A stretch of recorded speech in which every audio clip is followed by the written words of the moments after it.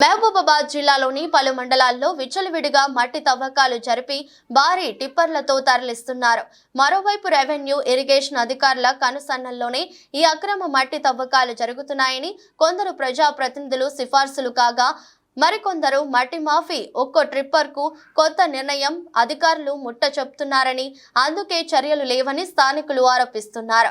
మహబూబాబాద్ జిల్లాలోని పలు మండలాల్లో మట్టి మాఫియాకు అడ్డు అదుపు లేకుండా పోయింది. చెరువులు, కుంటల నుండి నల్ల మట్టిని ఇటాచీలతో తవ్వి పెద్ద పెద్ద టిప్పర్లతో ఇటుక బట్టీలకు తరలిస్తున్నారు. రేయంబవళ్లు మట్టిని తవ్వకాలతో చెరువుల్లో ప్రమాదకం గుంతలు ఏర్పడి ప్రాణాంతకంగా మారుతున్నాయని స్థానికులు భయాందోళనకు చెందుతున్నారు. లక్షలాది రూపాయల మట్టిని అక్రమంగా తరలిస్తున్న మామూళ్ల మత్తులో అధికారులు చర్యలు తీసుకోవడం లేదని, నిమ్మకు నీరెత్తినట్లు వ్యవహరిస్తున్నారని, ఎలాంటి అనుమతులు లేకుండా చెరువుల్లో బావులను తలపించే గుంతలను తవ్వుతున్నారని ఆరోపిస్తున్నారు. బాధ్యత గల అధికారులు, ప్రజాప్రతినిధులు చెరువుల తవ్వకాలను పట్టించుకోకపోవడం పట్ల సర్వత్రా విమర్శలు వెల్లువెత్తుతున్నాయి.